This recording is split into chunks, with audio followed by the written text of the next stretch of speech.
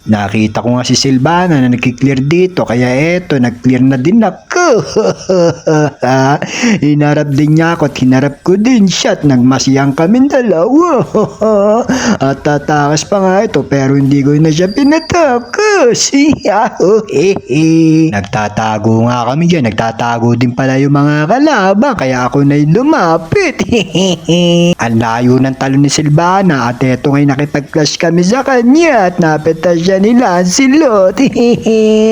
At nakipag-clash din ako dito sa isang kalaban kaso napitas ako.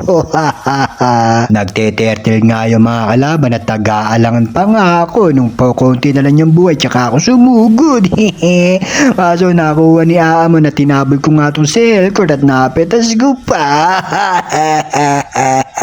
Napansin ko nga yung kalaban dito, akala ko nag-iisa lang, may nakatago pa pala. Kaya eto, napabayaan ako. Nakita ko nga napapalapit sa akin si Aamo, kaya eto, hinarap ko din siya. Ang dami nyo naman, no? Magsitingin kayo sa mapa, nag-iisa lang ako. Nakita ko nga si Elcord kaya nagtago ako kaso nakita rin pala niya ako dito. At hindi na ako nakagalaw, napitas na naman. Masyadong matapang si Silvana rito kaya eto sinorkat ko siya at napitas siya ni Layla.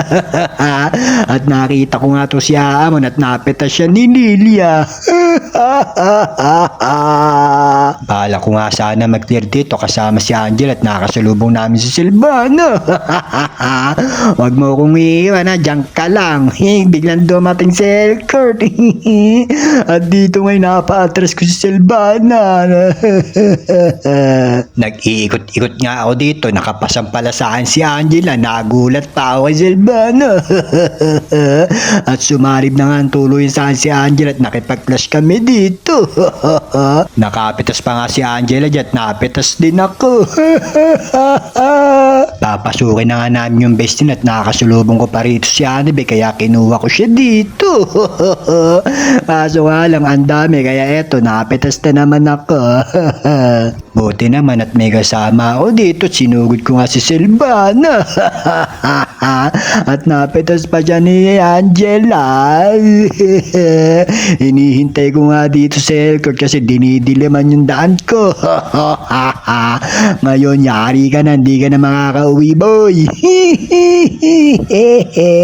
Kaya eto tuluyan na namin pinasok yung base nila. Bilisan nyo, baka dumating na sila. Yari na to boy, baba na tayo at baka mapitas pa tayo dyan oy. Napitas tuloy ako. At dito ngayon nanalo kami kaya maraming salamat sa panonood nyo. Bye bye.